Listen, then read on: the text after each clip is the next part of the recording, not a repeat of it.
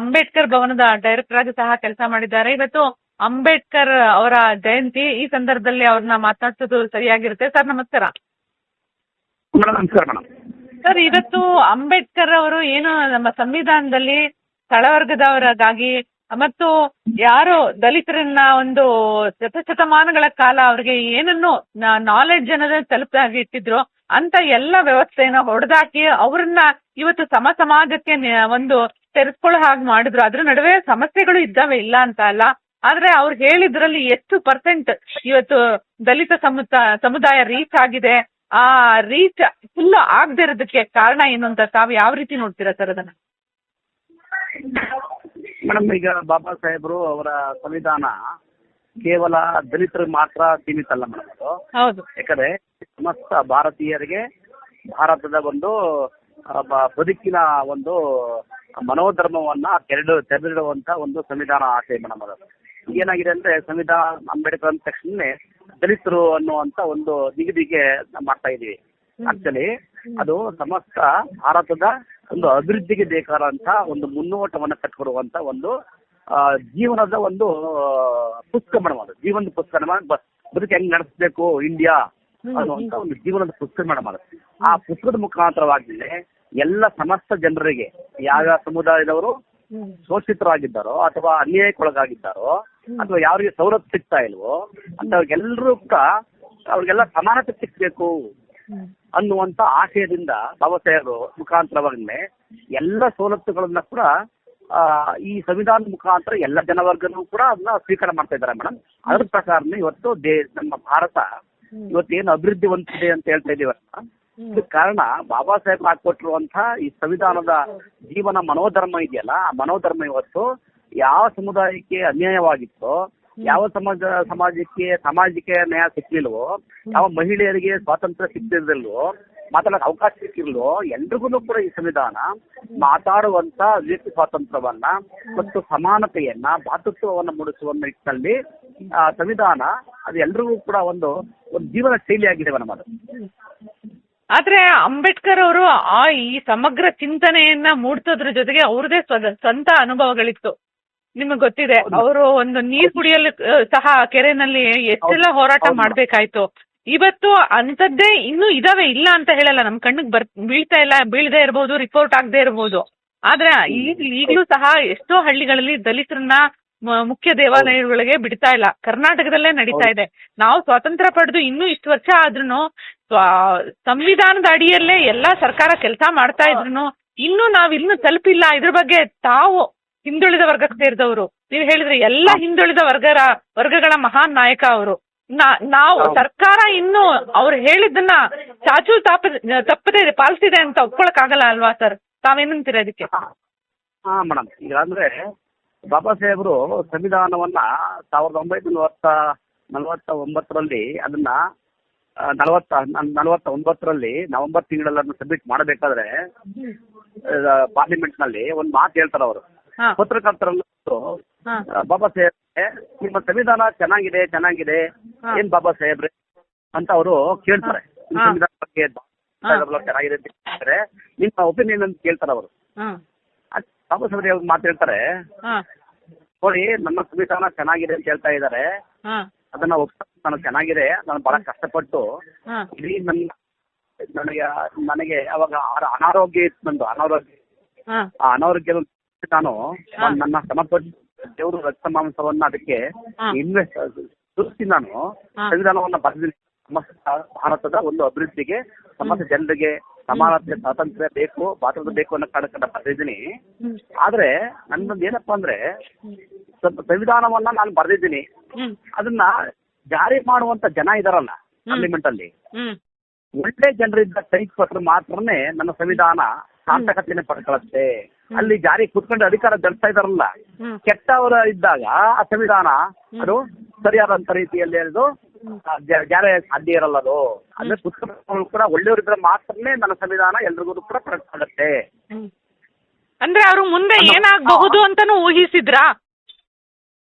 ಅದನ್ನೇ ಅಂದ್ರೆ ಯಾವ ಜನ ನನ್ನ ಸಂವಿಧಾನವನ್ನು ಜಾರಿ ಮಾಡೋ ಸ್ಥಾನ ಕುತ್ಕೊಂಡಿರ್ತಾರಲ್ಲ, ಅವರು ಪ್ರಬುದ್ಧತೆಯಿಂದ ಒಳ್ಳೆಯವರಿದ್ರೆ ಮಾತ್ರ ನಮ್ಮ ಸಂವಿಧಾನ ಎಲ್ರಿಗೂ ತಲುಪುತ್ತೆ. ಹ್ಮ್ ಅಲ್ಲಿ ಜಾರಿ ಮಾಡಿದವರು ಕೂಡ ಸರಿಯಾಗಿಲ್ಲ ಅಂದ್ರೆ ಮನಸ್ಥಿತಿಗಳು ಬೇರೆ ಬೇರೆ ಮನಸ್ಥಿತಿಗಳಿದ್ದಾಗ ಹ್ಮ್ ಆಮೇಲೆ ಅವರು ನಾವು ಸಂವಿಧಾನ ಜಾರಿ ಮಾಡಕ್ ಸಾಧ್ಯ ಇರಲ್ಲ ಅಂತ ಮಾತ್ರ ಹೇಳ್ತಾರೆ. ಹ್ಮ್ ಆ ಹೇಳೋ ಮುಖಾಂತರ ಹೇಳ್ತಾರೆ, ಹ್ಮ್ ಈಗ ನಾವು ಬರೀ ಕೇವಲ ರಾಜಕೀಯ ಸ್ವಾತಂತ್ರ್ಯವನ್ನ ಮಾತ್ರ ಪಡ್ಕೊಂಡಿದ್ವಿ ನಾವು. ಹ್ಮ್ ಒಂದು ಓಟು ಒಂದು ಮೌಲ್ಯ. ಹ್ಮ್ ಈಗ ಕೂಲಿ ಕಾರ್ಮಿಕನು ಒಂದೇ ಮೌಲ್ಯ ಒಂದೇ ಓಟು. ಹ್ಮ್ ಈ ದೇಶದ ಪ್ರಧಾನ ಪ್ರಜೆ ರಾಷ್ಟ್ರಪತಿಗೂ ಒಂದೇ ಓಟು ಒಂದೇ ಮೌಲ್ಯ. ಹ್ಮ್ ಆದ್ರೆ ನಾವು ರಾಜಕೀಯವಾಗಿ ಸಮಾನತೆ ಪಡ್ಕೊಂಡಿದ್ದೀವಿ. ಇನ್ನು ಸಾಮಾಜಿಕವಾಗಿ ಆರ್ಥಿಕವಾಗಿ ನಮ್ಗೆ ಸಮಾನತೆ ಸಿಕ್ಕಿಲ್ಲ. ಹ್ಮ್ ಹಾಗಾಗಿ ಹ್ಮ್ ಈ ಸಿಕ್ಕಿರುವಂತದ್ದು ತಾತ್ಕಾಲಿಕವಾದಂತ ಸ್ವಾತಂತ್ರ್ಯ ಸಿಕ್ಕಿದೆ, ರಾಜಕೀಯ ಸ್ವಾತಂತ್ರ್ಯ ಸಿಕ್ಕಿದೆ, ಎಲ್ರಿಗೂ ಸಿಕ್ಕಿದೆ. ಒಂದು ಓಟು ಒಂದು ಮೌಲ್ಯ ಸಿಕ್ಕಿದೆ, ಇದು ಸಮಾನತೆ ಸಿಕ್ಕಿದೆ. ಆದ್ರೆ ಸಾಮಾಜಿಕ ಸಮಾನತೆ ಮತ್ತು ಆರ್ಥಿಕ ಸಮಾನತೆ ಸಿಕ್ಕಿಲ್ಲ. ಈ ಯಾವ ಸಿಕ್ಕ ಜನ ಇದಾರಲ್ಲ, ಈ ಜನಕ್ಕೆ ಈ ಸಾಮಾಜಿಕ ಸಮಾನತೆಯನ್ನ ಆರ್ಥಿಕ ಸಮಾನತೆಯನ್ನ ಯಾವಾಗ ಕೊಡಲ್ವೋ ಅವಾಗ ಫುಲ್ಫಿಲ್ ಮಾಡದೇ ಇದ್ದಾಗ ಇದೇ ಜನ ದಂಗೆ ಎದ್ದು ನಾನು ಬರೆದಿರುವಂತ ಸಂವಿಧಾನವನ್ನ ಧ್ವಂಸ ಮಾಡುವ ಹಂತಕ್ಕೂ ಕೂಡ ಹೋಗ್ಬೋದು ಅಂತ ಮಾತು ಹೇಳ್ತಾರ.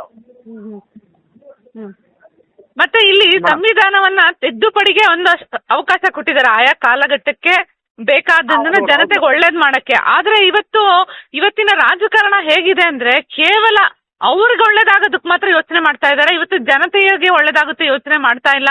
ಇದೂ ಸಹ ಒಂದು ಕೊಟ್ಟ ಅವಕಾಶವನ್ನ ದುರುಪಯೋಗ ಆಗ್ತಿದೆ. ಇದನ್ನ ಹೆಂಗ್ ತಡೆಯೋದು ಅನ್ನೋ ನಿಟ್ಟಿನಲ್ಲಿ ಜನ ಯೋಚನೆ ಮಾಡ್ಬೇಕಾಗಿದೆ ಅಲ್ವಾ ಸರ್?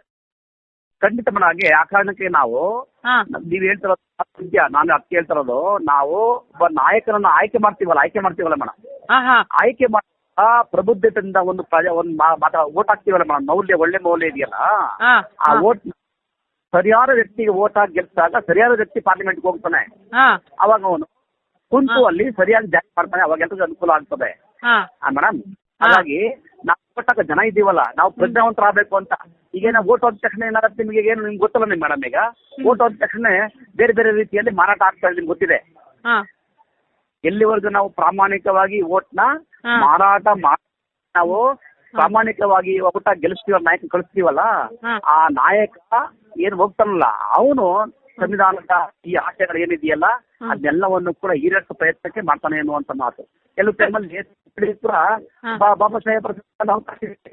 ಈಗ ಒಂದು ಕಾನೂನಿದೆ, ಆ ಕಾನೂನು ಮುಖಾಂತರ ಈ ಕಾಲಕ್ಕೆ ಅನುಗುಣವಾಗಿ ಸಮಾಜ ಬೆಳೀತಾ ಇದೆ. ಆ ಬೆಳವಾಗಿ ಈ ಕಾನೂನು ಇಟ್ಕೊಂಡು ಅದನ್ನು ತಿದ್ದುಪಡಿ ಮಾಡಕ್ಕೆ ಅವಕಾಶ ಇದೆ ನಮ್ಮಲ್ಲಿ. ಅಂದ್ರೆ ನಮ್ಮಲ್ಲಿ ತಿದ್ದುಪಡಿ ಮಾಡಕ್ಕೆ ಅವಕಾಶ ಇದೆ ಮೇಡಮ್. ಯಾಕಂದ್ರೆ ನಮ್ದು ಲಿಖಿತ ಸಂವಿಧಾನ ಆದ್ರಿಂದ ಅವಕಾಶ ಇದೆ ಮೇಡಮ್, ಅದನ್ನ ಅವಕಾಶ ಇದೆ. ಈಗ ನಾವು ಇದು ಹೇಳ್ದಂಗೆ ನಮ್ಮ ರಾಜಕಾರಣಿಗಳು ತಮ್ಮ ಒಂದು ಸ್ವಾರ್ಥಕ್ಕಾಗಿ, ತಮ್ಮ ಒಂದು ಬೇರೆ ಬೇರೆ ಅನುಕೂಲಕ್ಕಾಗಿ ತಿದ್ದುಪಡಿಯನ್ನ ಮಾಡುವ ರೀತಿಗಳನ್ನೇ ಒಂದು ನಿರ್ಣಯ ಮಾಡ್ತಾ ಮುಖಾಂತರವಾಗಿ ಮೆಜಾರಿಟಿ ಮೇಲೆ ಅದನ್ನ ತಿದ್ದುಪಡಿ ಮಾಡ್ತಕ್ಕಂಥವನ್ನು ಕೂಡ ಮಾಡ್ತಾ ಇದ್ದಾರೆ ಅನ್ನುವಂತ. ಅಲ್ಲ, ಅವ್ರವ್ರೇ ಒಂಥರ ಈಗ ಎಲ್ಲ ರಿಯಲ್ ಎಸ್ಟೇಟ್ ಅವರು ಇವತ್ತು ನಮ್ಮ ಕಾನೂನು ಮಾಡಕ್ ಹೊರಟೋಗ್ಬಿಟ್ಟಿದ್ದಾರೆ. ಎಲ್ಲ ನೀವ್ ಹೇಳಿದಾಗೆ ಎಲ್ಲ ಏನು ಹಣದಿಂದ ಇದು ವ್ಯವಸ್ಥೆ ಮಾಡ್ಕೋತಾ ಇದಾರೆ ಅವ್ರಿಗೆ. ಈಗ ಜನಕ್ಕೆ ನಾವು ಹಣ ತಗೊಂಡ್ರೆ ಏನಾಗುತ್ತೆ ಅನ್ನೋದನ್ನ ಅರಿವು ಮೂಡಿಸೋರು ಯಾರು ಸರ್? ಇಲ್ಲ ಮೇಡಮ್, ಅದಕ್ಕೆ ನಾನು ಹೇಳಿದ್ರೆ ನನ್ನ ಪ್ರಕಾರ ಮೇಡಮ್, ಬಾಬಾಸಾಹೇಬ್ರು ಹೇಳೋ ಪ್ರಕಾರ ಜನಗಳು ಪ್ರಜ್ಞಾವಂತರಾಗಬೇಕು. ಪ್ರಜ್ಞಾವಂತರು ನೀವು ಕಳಿಸ್ಬೇಕು ಸಂವಿಧಾನಕ್ಕೆ, ಲೋಕಸಭೆ ಕಳಿಸ್ಬೇಕು, ವಿಧಾನಸಭೆ ಕಳಿಸ್ಬೇಕು. ನೀವು ದುಡ್ಡಿಗೆ ಎಂಡಕ್ಕೆ ಮಾರ್ಕೊಂಡು ನೀವು ಓಟ್ ಹಾಕಿದ್ರೆ ಯಾರಿಗೆ ಹಾಕ್ತೀರಿ? ನೀವು ದುಡ್ಡು ಕೊಟ್ಟರೆ ಓಟ್ ಹಾಕ್ತೀರಿ. ಅವರೊಬ್ಬರಿಗೆ ಏನ್ ಮಾಡ್ತಾನೆ ಅವನು, ತನ್ನ ಬೇಕಾದಂತ ತಿದ್ದುಪಡಿ ಮಾಡ್ತಾನೆ. ಒಂದು ಜೊತೆಗೆ ಸಂವಿಧಾನ ದೊಡ್ಡ ಸಂವಿಧಾನ ಅಂತ ಕರಿತೀವಿ. ಕೆಲವು ಟೈಮ್ ರಾಜಕಾರಣ ಏನಾಗಿದೆ ಧಾರ್ಮಿಕವಾಗಿ, ಈಗ ನಮ್ಮ ಮುರ್ಮು ರಾಷ್ಟ್ರಪತಿಯವರು ಇದ್ದಾರೆ ಈಗ.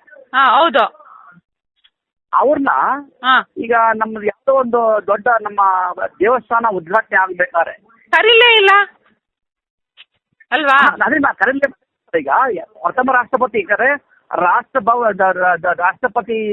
ರಾಷ್ಟ್ರಪತಿ ಅನ್ನೋರು ಪಾರ್ಲಿಮೆಂಟ್ ನ ಮುಖ್ಯಸ್ಥರು ಮೇಡಮ್ ಅವರು. ಹೌದು, ಮುಖ್ಯಸ್ಥರನ್ನೇ ನೀವು ಕರೆದಿಲ್ಲ ಅನ್ನೋದು ವಿಷಯ ಇದೆಯಲ್ಲ, ಇದು ಒಂದು ರೀತಿಯಲ್ಲಿ ಪ್ರಜಾಪ್ರಭುತ್ವದ ವ್ಯಂಗ್ಯ ಅಂತ ಅನಿಸ್ತಾ ಇದೆ ಮೇಡಮ್. ಹೌದು ಹೌದು, ಅದನ್ನ ನಮ್ಮ ದೇಶದ ಜನ ಪ್ರತಿಭಟಿಸಬೇಕಿತ್ತು. ಅಲ್ಲೂ ಸೈಲೆಂಟ್ ಆಗಿದ್ರು. ಅದನ್ನು ಕೂಡ ಯಾರೋ ದೇವಸ್ಥಾನದಲ್ಲಿ ಅವ್ರು ಪ್ರವೇಶ ಮಾಡಿದಾಗ ಆ ದೇವಸ್ಥಾನಕ್ಕೆ ಅವ್ರು ಬಿಟ್ಟಿಲ್ಲ ಮೇಡಮ್ ಅವ್ರನ್ನ. ಈಗ ಮೊನ್ನೆ ನೋಡಿದೀನಿ. ರಾಮನಾಥ್ ಕೋವಿಂದ್ ಅವರು ರಾಷ್ಟ್ರಪತಿ ಆಗಿದ್ರು ಮೇಡಮ್ ಹಿಂದೆ. ಪುರಿ ಜಗತ್ ದೇವಸ್ಥಾನಕ್ಕೆ ಹೋದಾಗ ಫ್ಯಾಮಿಲಿ ವಾಪಸ್ ಕಳಿಸೋರು ಅವರು. ಯಾರು ಅವ್ರು ಆಡಿದ್ರ ಮೇಲಲ್ಲ, ಈ ದೇಶದ ಪ್ರಜೆ, ಈ ನಮ್ಮ ಸಂವಿಧಾನ ಮತ್ತು ಪಾರ್ಲಿಮೆಂಟ್ ಮುಖ್ಯಸ್ಥರಿಗೆ ಪ್ರವೇಶ ಮಾಡ್ಕೊಡ್ಲಿಲ್ಲ ಮೇಡಮ್. ಅಂದ್ರೆ ನಾವು ಅಂಬೇಡ್ಕರ್ ಮೊದ್ಲೇನೆ ಎಚ್ಚರಿಸಿದ್ರು, ನೀವು ಹೇಳಿದಾಗೆ ಇಂಪ್ಲಿಮೆಂಟೇಷನ್ ಈಸ್ ಇಂಪಾರ್ಟೆಂಟ್ ಅಂತ ಹೇಳಿದ್ರು. ಇದ್ರ ಜೊತೆಗೆ ಕೂತ್ಕೊಂಡ್ರು ಅವರು, ನಾವು ಸರಿಯಾದ ವ್ಯಕ್ತಿನ ಚುನಾವಣೆಯಲ್ಲಿ ಓಟ್ ಹಾಕಿ ನಾವು ಕಳಿಸ್ತಾ ಇಲ್ಲ ಮೇಡಮ್. ನಾವು ದುಡ್ಡು ಇಸ್ಕೊಂಡು ಅಥವಾ ಬೇರೆ ಬೇರೆ ಐಟಮ್ ಇಸ್ಕೊಂಡು ನಾವು ಓಟ್ ಹಾಕ್ತಾ ಇದೀವಿ. ಅದರಿಂದ ಅಲ್ಲಿ ಬರೋಂಥವ್ರು ಕೂಡ ಬೇರೆ ಬೇರೆ ತರ ಸಮಾಜ ಘಾತಕರಲ್ಲೇ ಅಲ್ಲಿ ಬರ್ತಾ ಇದ್ದಾರೆ. ಅವಾಗ ನೀವು ಸಂವಿಧಾನದಿಂದ ಏನ್ ನಿರೀಕ್ಷೆ ಮಾಡ್ತೀರಿ? ಮತ್ತೆ ಇದ್ರ ಜೊತೆಗೆ ಅಂಬೇಡ್ಕರ್ ಹೇಳಿದ್ರು ಸರ್ ಅಂಬೇಡ್ಕರ್ ಹೇಳಿದ್ರು ಮುಂದೆ ನಮ್ಮ ದೇಶಕ್ಕೆ ಭೂಮಿಯ ಸಮಸ್ಯೆ ಬರುತ್ತೆ ಅಂತ. ಇವತ್ತು ಆ ಸಮಸ್ಯೆ ಬಂದ್ಬಿಟ್ಟಿದೆ. ಯಾಕಂದ್ರೆ ಆಗ ಯಾರ ಹತ್ರನೂ ಭೂಮಿ ಇರ್ಲಿಲ್ಲ, ಅದು ಭೂದಾನ ಚಳುವಳಿ ಮಾಡಿದ್ರು, ಏನೋ ಸರ್ಕಾರಗಳೆಲ್ಲ ಕೊಡ್ತು. ಆದ್ರೆ ಮತ್ತೆ ಈಗ ಸಣ್ಣ ಪುಟ್ಟ ಅಮೌಂಟ್ಗೆಲ್ಲ ಇವತ್ತು ಹಣ ಇದ್ದವರು ಆ ಭೂಮಿನ ದೋಚ್ತಾ ಇದ್ದಾರೆ. ಇವತ್ತು ಆಳುವ ಸರ್ಕಾರಗಳ ರಿಯಲ್ ಎಸ್ಟೇಟ್ ಏಜೆನ್ಸಿಗಳಾಗ್ಬಿಟ್ಟಿದಾವೆ. ಈ ಸಂದರ್ಭದಲ್ಲಿ ಅಂಬೇಡ್ಕರ್ ವಾದದ ಮೂಲಕ ನಾವು ಹೇಗೆ ನಮ್ಮ ರೈತರನ್ನ ಕಾಪಾಡೋಕ್ ಸಾಧ್ಯ ಸರ್? ತಾವು ಯಾವ ರೀತಿ ನೋಡ್ತೀರಾ ಇದನ್ನ? ಮೇಡಮ್, ನಾನು ಮೊದಲು ನಿಮ್ಗೆ ಹೇಳಿದೆ, ನಾವು ಜನರೆಲ್ಲ ಭಾರತ ಜನಗಳು, ಉತ್ಸಾಹವಂತ ಜನಗಳು ಪ್ರಜ್ಞಾವಂತ ಆಗ್ಬೇಕು ಮೇಡಮ್. ನಾವು ಪ್ರಜ್ಞಾವಂತ ಆಗ್ತಾ ಇಲ್ಲ. ನಾವು ಸರ್ ಪ್ರಜ್ಞಾವಂತರಂದ್ರೆ ಅವತ್ತು 32 ಲಕ್ಷ ಜನ ಇದ್ರು, ಇವತ್ತು 140 ಕೋಟಿ ಜನ ಇದ್ದಾರೆ. ಅವತ್ತು ಅಕ್ಷರಸ್ಥರಿಗಿಂತ ಇವತ್ತು ಅಕ್ಷರಸ್ಥರು ಜಾಸ್ತಿ ಆಗಿದ್ದಾರೆ. ಇವತ್ತು ಅಕ್ಷರಸ್ಥರು ಜಾಸ್ತಿ ಆಗ್ತಾನೆ ನೈತಿಕತೆ ಕೊಲೆ ಆಗ್ತಾ ಇದೆ. ನೈತಿಕತೆ ಬಿಟ್ಟವ್ರಿಗೆ ನೀವು ಹೆಂಗ್ ನೈತಿಕತೆ ಕಲಿಸ್ತೀರಾ ಸರ್? ಎಲ್ರು ಅದಕ್ಕೇನೆ ನಮ್ಮ ಜನಗಳು ಮಾತ್ರನೇ ಅದ್ರಲ್ಲಿ ಮಾತ್ರನೇ ನಮ್ಮ ಸಂವಿಧಾನ ಉಳಿಯುತ್ತದೆ, ಬೆಳೀತದೆ. ಜನ ಪ್ರಜ್ಞಾವಂತರಾಗಿ ಯಾವ ನಮ್ಮ ಸಮಾಜಕ್ಕೆ ಈಗ ಸ್ವಾರ್ಥಿಗಳು ಹೋಗಿ ಕೂತ್ಕೊಂಡು ಅನುಕೂಲ ಮಾಡ್ಕೊಳ್ತಾ ಇದಾರೆ. ಈಗ ಸುಮ್ಮನೆ ಉದಾಹರಣೆಗೆ ನೋಡಿ ಮೇಡಮ್, ಇಂಡಿಯಾ 99% ಎಜುಕೇಶನ್ ಇದಾವಲ್ಲ, ಆ ಸಮಸ್ಯೆಗಳೆಲ್ಲ ಯಾರ ಕೈಲಿದೆ? ಎಲ್ರು ಕೂಡ ರಾಜಕಾರಣಿಗಳು, ಐಎಎಸ್ ದೊಡ್ಡವ್ರ ಕೈ ಅವರು ಸಮಸ್ಯೆ ಮಾಡ್ಕೊಂಡಿದ್ದಾರೆ. ಅವರು ಹೌದು ಶಿಕ್ಷಣ ಇವತ್ತು ಸೇವೆ ಆಗುದಿಲ್ಲ. ಶಿಕ್ಷಣ ಅವ್ರ ಬಂಡವಾಳ ಶಾಖ ಅವ್ರು ಉಳ್ಕೊಂಡಿದೆ. ಬಂಡವಾಳ ಶಾಹಿಗಳಿಗೆ ಅಂತವ್ರಿಗೆ ನೀವು ಅದಕ್ಕೆ ಚೆನ್ನಾಗಿ ಅವೇರ್ನೆಸ್ ಪ್ರಜ್ಞಾವಂತರಾಗಬೇಕು. ಜನಗಳು ಮೇಲೆ ಕೇಳಬೇಕು. ಪ್ರಜ್ಞಾವಂತ ಮಾತ್ರ ಈ ಸಮಸ್ಯೆಗಳಿಗೆ ಪರಿಹಾರ ಕೊಡಕ್ ಸಾಧ್ಯ. ಈ ಜನರಿಗೆ ಅವೇರ್ನೆಸ್ ಬರುತ್ತಾ? ಸಂವಿಧಾನ ಉಳಿಸ್ತಾರ? ಅದಕ್ಕೆ ಮೇಡಮ್ ಸಂವಿಧಾನವನ್ನ ನೀವು ಎಲ್ಲ ಶಾಲೆಗಳಲ್ಲಿ, ಕಾಲೇಜುಗಳಲ್ಲಿ ಎಲ್ಲ ಕಡೆನೂ ಕೂಡ ನೀವು ಪಠ್ಯವಾಗಿ ಆರ್ಟಿಕಲ್ ಮಾಡಬೇಕು. ಜನಗಳನ್ನ ನೀವು ಪ್ರಜ್ಞಾವಂತರನ್ನಾಗಿ ಮಾಡಬೇಕು. ಅವರು ಪ್ರಶ್ನೆ ಮಾಡ್ತಾರೆ, ಯೋಚನೆ ಮಾಡ್ತಾರೆ. ಆ ಮುಖಾಂತರ ಬಾಬಾ ಸಾಹೇಬರು ಏನ್ ಕೊಟ್ಟಿದ್ದಾರೆ, ಸಮಾನತೆ, ಸ್ವಾತಂತ್ರ್ಯ, ಭಾತೃತ್ವ ಏನೋ ಕಾನ್ಸೆಪ್ಟ್ ಇದೆಯಲ್ಲ ಮೇಡಮ್. ಸರ್ ಇವಾಗ ನಿಮ್ಮ ಯೂನಿವರ್ಸಿಟಿನೇ ತಗೊಳ್ಳಿ. ಈಗ ಗಾಂಧಿ ಅಧ್ಯಯನ ಕೇಂದ್ರ ಕೆಲಸ ಮಾಡ್ತಿಲ್ಲ. ಇವಾಗ ಅಂಬೇಡ್ಕರ್ ವಿಚಾರಧಾರೆ ಈ ಮೊದಲು ನಡೀತಿದ್ದ ವಿಚಾರ ಸಂಕಿರಣಗಳು ನಡೀತಾ ಇಲ್ಲ. ಹೀಗಿದ್ರೆ ನೀವು ಹೆಂಗೆ ತಲುಪಕ್ಕಾಗುತ್ತೆ ಹೇಳಿ? ಸರ್ಕಾರಗಳು ಇದನ್ನ ತುಂಬಾ ಈ ನಿಟ್ಟಿನಲ್ಲಿ ಸರ್ಕಾರ ಎಲ್ಲೋ ಒಂದ್ ಕಡೆ ನಿದ್ರೆ ಮಾಡ್ಬಿಟ್ಟಿದೆ ಅನ್ಸ್ತಾ ಇಲ್ವಾ ತಮಗೆ? ಖಂಡಿತ. ಆದ್ರೆ ಅದಕ್ಕೆ ನಾನು ಮತ್ತೆ ಒತ್ತಿ ಹೇಳ್ತಾ ಇದ್ದೀನಿ, ಸರ್ಕಾರವನ್ನ ರಚನೆ ಮಾಡೋಕ್ಕೆ ನೀವು ಕಳಿಸ್ತಿರಲ್ಲ, ಯಾರು ನಾಯಕ ಮಾಡಬೇಕು? ನಿಮ್ಮ ಪ್ರಜೆಗಳು ನಾವು ತೀರ್ಮಾನ ಮಾಡ್ಬೇಕಾದ್ರೆ ಈಗ ಪ್ರಜೆಗಳು ಈಗ ಇದು ಆಸೆಗಳನ್ನ ತ್ಯಜಿಸಬೇಕು, ನಮ್ಮ ಸರ್ಕಾರ ಸರಿ ಮಾಡ್ಕೋಬೇಕು ಅನ್ನೋ ನಿಟ್ಟಿನಲ್ಲೇ ಯೋಚನೆ ಮಾಡ್ಬೇಕು ಅಂತ ತಾವ್ ಹೇಳೋದು. ಖಂಡಿತ ಮೇಡಮ್, ಜನಗಳು ಪ್ರಜ್ಞಾವಂತ ಹೊರತು ಈ ಭ್ರಷ್ಟಾಚಾರ, ಈ ಬಂಡವಾಳಗಳನ್ನ ಇವ್ರನ್ನ ನೀವು ಸೇರ್ಸಕ್ಕಾಗಲ್ಲ ಮೇಡಮ್. ಹಾಗಾಗಿ ಜನಗಳು ಪ್ರಜ್ಞಾವಂತ ಆಗುತ್ತೆ. ಸಂವಿಧಾನದ ಎಲ್ಲ ಉತ್ತಾರ ಮಾಡ್ಬೇಕು ನೋಡಿ. 76 ವರ್ಷ ಆಯ್ತು ದೇಶದ ಸಂವಿಧಾನ ಸ್ವಾತಂತ್ರ್ಯ ಬಂದು. ಸಂವಿಧಾನದ ಅವೇರ್ನೆಸ್ ಬಂದ್ರೆ ಯಾವಾಗ ಅಂದ್ರೆ 20 ವರ್ಷಗಳಲ್ಲಿ ಮಾತ್ರ ಅವೇರ್ನೆಸ್ ಬಂದಿರೋದು. ಇರ್ಲೇ ಇಲ್ಲ ಅವೇರ್ನೆಸ್ ಬಂದಿರೋದು. ಸಂವಿಧಾನ ಬಗ್ಗೆ ಅವೇರ್ನೆಸ್ ಬಂದಿರೋದು ಇತ್ತೀಚೆಗೆನಾ? ಮೊದಲಿಲ್ಲ ಮೇಡಮ್. ಗೊತ್ತಿರೋ ಆರ್ಟಿಕಲ್ ಏನಂದ್ರೆ, ಈಗ ಉದಾಹರಣೆಗೆ ಮಹಿಳಾ ರಿಸರ್ವೇಶನ್ ಯಾವ ಆರ್ಟಿಕಲ್, ಈಗ ದಲಿತ ಯಾವ ಆರ್ಟಿಕಲ್, ಅಥವಾ ಓಬಿಸಿಗಳಿಗೆ ಯಾವ ಆರ್ಟಿಕಲ್, ಮತ್ತು ಹ್ಯೂಮನ್ ರೈಟ್ಸ್ ಯಾವ ಆರ್ಟಿಕಲ್ ಯಾರು ಗೊತ್ತಿದೆ? ಈಗ ರಾಜಕಾರಣಿಗಳಿಗೆ ಗೊತ್ತಿಲ್ಲ ಮೇಡಮ್. ಇವರಿಗೆ ರಾಜಕಾರಣಿಗಳಿಗೆ ಗೊತ್ತಿಲ್ವಲ್ಲ, ಮುಖ್ಯವಾಗಿ ಅಧಿಕಾರಿಗಳು ಏನೋ ಚೇಂಜ್ ಮಾಡುತ್ತಾರೆ, ಸೈನ್ ಆಗ್ತಾರೆ ಅಲ್ವಾ? ಇಷ್ಟ ಬಂದ ಅವರು ಮಾಡ್ತಾ ಇದ್ದಾರೆ. ಅದಕ್ಕೆ ನಾವು ಅಲ್ಲಲ್ಲಿ ಅವೇರ್ನೆಸ್ ಪ್ರಜ್ಞಾವಂತನಾಗಿ ಮಾಡೋ ಮುಖಾಂತರ, ನಾಗರಿಕರ ಮಾಡೋ ಮುಖಾಂತರವಾಗಿನೇ ನಮ್ಮ ದೇಶದ ಸ್ವಾತಂತ್ರ್ಯವನ್ನ, ಭಾತೃತ್ವದ ಸಂವಿಧಾನವನ್ನ, ಸಂವಿಧಾನವನ್ನ ನಾವು ಅದನ್ನ ಉಳಿಸ್ಕೋಬೇಕು, ಬೆಳೆಸಬೇಕು ಅಂತಂದ್ರೆ ಈ ಜನಗಳು ಏನಿದಾರಲ್ಲ, ಈ ಪ್ರಜ್ಞಾವಂತರಾಗಿ ಈ ಭ್ರಷ್ಟಾಚಾರಿಗಳನ್ನ, ಈ ಕೆಟ್ಟವ್ರನ್ನೆಲ್ಲ ನಡೆಸೋ ಮುಖಾಂತರವಾಗಿನೇ ಮುಂದಿನ ಸಂವಿಧಾನವನ್ನು ನಾವು ಅದನ್ನ ಇಟ್ಕೊಂಡು ಬೆಳೆಸಬೇಕಾಗತ್ತೆ ಮೇಡಮ್. ನೋಡಿ, ಈಗ ನಿಮ್ಗೆ ಇನ್ನೂ ವಿಶ್ವಾಸ ಇದೆಯಾ ಸರ್ ನಮ್ ಜನ ಬೀದಿಗಿಳಿತಾರೆ ಅಂತ? ಮೇಡಮ್ ಖಂಡಿತ ಮೇಡಮ್, ಯಾಕಂದ್ರೆ ನಮ್ಮ ಮೇಡಮ್ ಅವ್ರಿಗೆ ಅದಕ್ಕೇನೆ ನೀವು ಅವ್ರಿಗೆ ಅದಕ್ಕೆ ಎಲ್ಲ ಬೇರೆ ಈ ಸಮುದಾಯಗಳಿದಾವಲ್ಲ, ಸಾಧ್ಯವಾದಷ್ಟು ಸಂವಿಧಾನದ ಆಶಯಗಳನ್ನ, ಸಂವಿಧಾನದ ಏನು ಅದು ಅಧಿಕಾರ ಇದೆ ಅದೆಲ್ಲವನ್ನು ಕೂಡ ಕ್ರಿಯೇಟ್ ಮಾಡಿಸೋ ಮುಖಾಂತರವಾಗಿನೇ ಇದ್ರೆ ಭವಿಷ್ಯದಲ್ಲಿ ಎಲ್ಲವೂ ಸರಿಯಾಗಿ ಕಾಯ್ಬೇಕು ಮೇಡಮ್. ಈಗ ಯಾಕಂದ್ರೆ ವರ್ಷದಿಂದ ಮಾತ್ರನೇ ಸಂವಿಧಾನದ ಬಗ್ಗೆ ಅವೇರ್ನೆಸ್ ಬಂದಿರೋದು ಮೇಡಮ್. ಇನ್ನು ಯಾವ ಸರ್ಕಾರ ಸುಮಾರು 60 ವರ್ಷದಿಂದ ಆಡಳಿತ ಮಾಡಿತ್ತಲ್ಲ, ನಮಗೆ ಸಂವಿಧಾನದ ಗೊತ್ತಿರಲ್ಲ ನಮಗೆ. ಈಗ ಪ್ರಜ್ಞಾವಂತರಾಗಿದ್ದಾರೆ ಜನ, ಮೇಡಮ್ ಡೆವಲಪ್ಮೆಂಟ್ ಆಗ್ತಾ ಇದಾರೆ ಜನ, ಪಬ್ಲಿಕ್ ಬರ್ತಾ ಇದ್ದಾರೆ ನೋಡಿ. ಏನಲ್ಲ ಈಗ ಅಂಬೇಡ್ಕರ್ ಅವರು ನಮ್ಗೆ ಮಹಾನಾಯಕ ಬಂದ್ಮೇಲೆ ಇಡೀ ಇಂಡಿಯಾ ತಲುಪಿಬಿಟ್ರು ಬಾಬಾ ಸಾಹೇಬ್ರು, ಆ ಸಂವಿಧಾನ ತಲುಪಿಬಿಡ್ತು. ಪ್ರಜ್ಞಾವಂತರಾಗ್ತಾರೆ, ನಾವು ವೇಟ್ ಮಾಡೋಣ.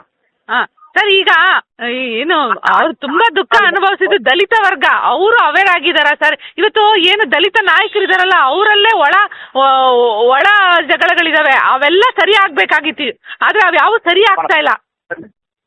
ಮೇಡಮ್ ಖಂಡಿತ. ಅದಕ್ಕೆ ಕಾರಣ ಅಂದ್ರೆ ರಾಜಕಾರಣಿಗಳ ಕೈಗೊಂಬೆಗಳಾಗಿದ್ದಾರೆ ಈಗ. ಬೇರೆ ಬೇರೆ ಸಂಘಟನೆಗಳೆಲ್ಲ ರಾಜಕಾರಣಿಗಳ ಕೈಗೊಂಬೆಗಳಾಗಿ ಅವರ ಕೊಡೋ ಹೆಜ್ಜೆಗೆ ಇವತ್ತೇನ್ ಮಾಡ್ತಾ ಇದಾರೆ, ಮಾರ್ಕತ್ತಾ ಇದಾರೆ. ಅಲ್ಲ, ಇವ್ರು ಇದುವರೆಗೂ ಅಧಿಕಾರ ಪವರ್ ಬರಕ್ಕಾಗೇ ಇಲ್ಲ, ಅವ್ರ ಕಂಟ್ರೋಲ್ ಅಲ್ಲೇ ಇದ್ದಾರೆ, ಉನ್ನತ ವರ್ಗದವ್ರ ಕಂಟ್ರೋಲ್ ಅಲ್ಲೇ ಇದ್ದಾರೆ.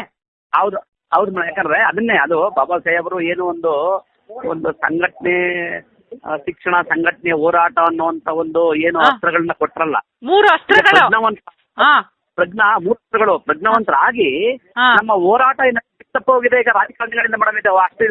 ಈಗ 40 ವರ್ಷಗಳಿಂದ DSS ಅಂದ್ರೆ ಜನ ಎದುರ್ತಾ ಇದ್ರು ಮೇಡಮ್, ಜನ ಎದುರ್ತಾ ಇದ್ರು. ಈಗ ಅದನ್ನೇ ಮುಗಿಸಿದಾರಲ್ಲ ಇವರು ರಾಜಕಾರಣಿಗಳು.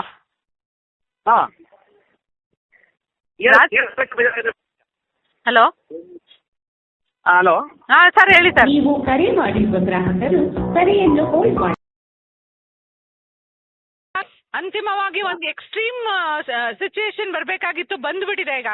ಏನು ನಮ್ಮ ಸಂವಿಧಾನ ಉಳಿಯುತ್ತಾ, ನಮ್ಮ ಏನು SIR ಮೂಲಕ ಎಲ್ಲ ಒಬ್ರಿಗೆ ಒಂದು ವೋಟ್ ಹಕ್ಕು ಅದು ಉಳಿಯುತ್ತಾ ಇಲ್ವಾ, ಈ ಎಲ್ಲ ಪ್ರಶ್ನೆಗಳು ಇವತ್ತು ಸಮಾಜದಲ್ಲಿ ಎದ್ದು ನಿಂತಿವೆ. ಭ್ರಷ್ಟಾಚಾರ ಅಂತೂ ಮಿತಿ ಮೀರಿದೆ, ಜನರ ಭೂಮಿ ಹಕ್ಕು ಹೋಗ್ತಾ ಇದೆ, ಈ ರೀತಿ ಎಲ್ಲ ಹಕ್ಕುಗಳನ್ನ ಕಳೆದುಕೊಳ್ತಾ ಇದ್ವಿ. ಜನ ಬೀದಿಗಿಳಿತಾರೆ, ತಮ್ಗೆ ವಿಶ್ವಾಸ ಇದೆಯಾ?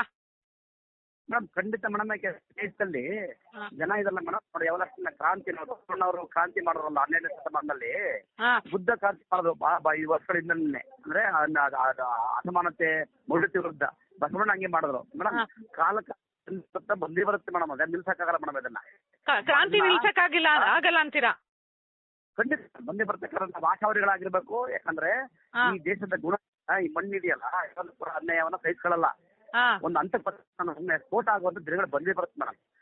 ನಿನ್ನೆ ಶುರುವಾಗಿದೆ, ನಿನ್ನೆ ಡೆಲ್ಲಿಲಿ ಶುರುವಾಗಿದೆ. ನಿನ್ನೆ ಜನ ಸಂವಿಧಾನವನ್ನ, ಅಂಬೇಡ್ಕರ್ ಅವರನ್ನ ಈ ದೇಶದಲ್ಲಿ ಯಾವುದೇ ಕಾರಣಕ್ಕೂ ಕೂಡ ಮರೆಮಾಚಕ್ಕಾಗಲ್ಲ ಮೇಡಮ್. ನೀವು ಉಳಿಸ್ಕೊಳ್ಳೇಬೇಕಾಗ್ತದೆ. ಯಾಕಂದ್ರೆ ಸಂವಿಧಾನ ಎಲ್ರಿಗೂ ಬೇಕಾದ ಒಂದು ಸಂವಿಧಾನ, ಎಲ್ರಿಗೂ ಬೇಕಾದ್ರೆ ಅಂಬೇಡ್ಕರ್ ಆಗ್ಬಿಟ್ಟಿದ್ದಾರೆ. ಎಲ್ಲೇ ಕಾರಣಕ್ಕೂ ರಾಜಕಾರಣ ಸೋಲ್ತಾರೆ ಮೇಡಮ್. ಇದು ಗೆಲ್ಲುತ್ತೆ ಮೇಡಮ್. ಇದು ಮುಖ್ಯವಾಗಿ ದಲಿತರಿಗೆ ನಾನು ಕೇಳ್ತಿರೋ ಪ್ರಶ್ನೆ. ಅವತ್ತು ಅಂಬೇಡ್ಕರ್ ಈ ಹೆಸರು ಹೇಳೋ ಬದಲು ದೇವರ ಹೆಸರು ಹೇಳಿದ್ರೆ ನಿಮ್ಗೆ ಪುಣ್ಯ ಆದ್ರೂ ಸಿಗುತ್ತೆ ಅಂತ ನಮ್ಮ ದೇಶದ ಗೃಹ ಸಚಿವರು ಹೇಳಿದಾಗ, ಅಮಿತ್ ಶಾ ಅವರು ಹೇಳಿದಾಗ, ಯಾಕೆ ನಮ್ಮ ದಲಿತ ನಾಯಕರು ಎಚ್ಚೆತ್ಕೊಳ್ಳಿಲ್ಲ, ಮಾತಾಡ್ಲಿಲ್ಲ? ಯಾರು ಅವ್ರು ಬಾಯಿ ಕಟ್ಟಿರೋದು ಸರ್? ಇಲ್ಲ ಮೇಡಮ್, ಒಂದಷ್ಟು ಅಂದ್ರೆ ಸಂಘಟನೆಗಳಲ್ಲಿ ವೈಚಾರಿಕ ಆಗಿರೋರು ಇದ್ದಾರೆ. ಇನ್ನು 70% ಮೌಢ್ಯತೆ ಮತ್ತು ಬೇರೆ ಬೇರೆ ತರ ಅಜ್ಞಾನ ಮೇಡಮ್. ಈಗ ಆದ್ರೆ ಅವತ್ತಿನ ಅಮಿತ್ ಶಾ ಅದನ್ನ ಗಲಾಟೆ ಮಾಡಿ ರೋಡ್ ಹೋರಾಟ ಮಾಡಿದ್ರು ಕೂಡ ಮೇಡಮ್. ಆದ್ರೂ ನೀವು 40 ವರ್ಷದಿಂದ ಯಾರಿಗಾದ್ರೂ ಹಂಗ ಅಂದಿದ್ರೆ ಸಾಧ್ಯ ಇರ್ತಾ ಇತ್ತಾ? ಇವತ್ತು ಅಂದು ಹಲೋ ಮೇಡಮ್, ಇವತ್ತು ನೋಡಿ ಮೇಡಮ್, ಅವತ್ತು ಯಾರು ಕೇಳ್ತಿರಲ್ಲ. ಇವತ್ತಂದ್ರೆ ಸ್ವಲ್ಪ ಸಂವಿಧಾನದ ಬಗ್ಗೆ, ಅಂಬೇಡ್ಕರ್ ಬಗ್ಗೆ ವಿಚಾರ ಬಂದಾಗ ಇವತ್ತು ಬೇರೆ ರೋಡ್ಗಿಳಿದು ಮಾಡುವಂತ ಎಲ್ಲ ವಿಚಾರವನ್ನು ಕೂಡ ಮಾಡ್ತಾ ಇದ್ದಾರೆ. ತಕ್ಷಣ ಸೋಷಿಯಲ್ ಮೀಡಿಯಾದ ಬಂದ್ಬಿಡುತ್ತೆ ಈಗ.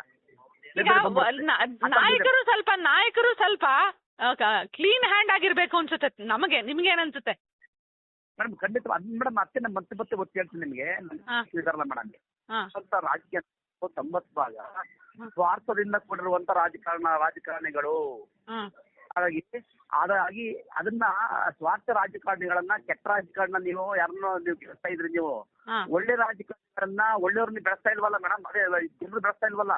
ಹ್ಮ್ ಅದಕ್ಕೆ ಜನರಿಗೆ ನೀವು ಅವೇರ್ನೆಸ್ ಸ್ಟೇಟ್ಮೆಂಟ್ ಹೇಳ್ತಾರೆ ಅದನ್ನ ಹೇಳ್ತಾರೆ ನಿಮ್ಗೆ ನಾನು ಹ್ಮ್ ಸರ್ ನಮ್ಮ ಮೀಡಿಯಾ ಆಗಿರ್ಬೋದು ಬೇರೆ ಬೇರೆ ಥರ ಆಗಿರ್ಬೋದು ಅಥವಾ ಇನ್ನೇನು ಸ್ಕೂಲ್ ಶಾಲೆಗಳಾಗಿರ್ಬೋದು ಇಂಥ ಕಡೆ ಅವೇರ್ನೆಸ್ ಕ್ರಿಯೇಟ್ ಮಾಡಿದ್ರೆ ಈ ಕೆಟ್ಟ ಸಂಸ್ಕೃತಿ ಇರೋ ಜನ ಇದಾರಲ್ಲ ಮೇಡಮ್ ಈಗ ಅವರು ಯಾರೋ ಇರ್ಬೋದು ಎಲ್ಲರೂ ಕೂಡ ಒಂದೊಂದು ಅವರು 20-30 ಕೇಸ್ ಇರ್ತಾರೆ ನೀವು ಕಂಡು ಕೂಡ ಗೆಲ್ತಾನೆ ಅದ ಕಾರಣ ಏನು ದುಡ್ಡು ಕೊಟ್ಟು ಗೆಲ್ಸ್ಕೊತಾನೆ ದುಡ್ಡು ಕೊಟ್ಟಾಕರೆ ಯಾರು ಮೇಡಮ್ ನಾವು ತರ ಆಗ್ತಿರೋದು ಹೌದೌದು ಹಾಗಾಗಿ ನಮ್ಮ ಒಟ್ನ ಪವಿತ್ರವಾದಂತ ಒಟ್ಟು ಮೌಲ್ಯ ಇರೋದಕ್ಕನ್ನ ಮಾರಾಟ ಮಾಡ್ಕೊಂಡೇ ನೀವು ಮಾಡಿದ್ರೆ ಮೇಡಮ್ ಆಗ ಹೊಸ ಆ ಮುಖಾಂತರ ಕೂಡ ನಮ್ಮ ದೇಶದ ಭವಿಷ್ಯವನ್ನು ಹಂಗ್ ಮಾಡ್ಬೋದು.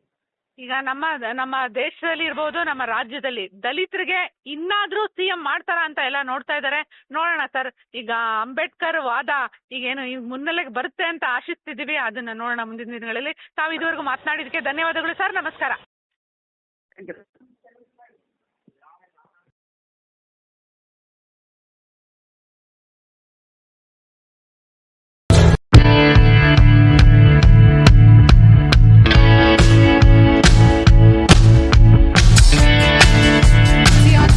ನೋಡ್ತಾ ಇರಿ, ಸಬ್ಸ್ಕ್ರೈಬ್ ಆಗಿ, ಲೈಕ್ ಮಾಡಿ, ಶೇರ್ ಮಾಡಿ. ಮುಕ್ತ ಪತ್ರಿಕೋದ್ಯಮವನ್ನು ಬೆಂಬಲಿಸಿ.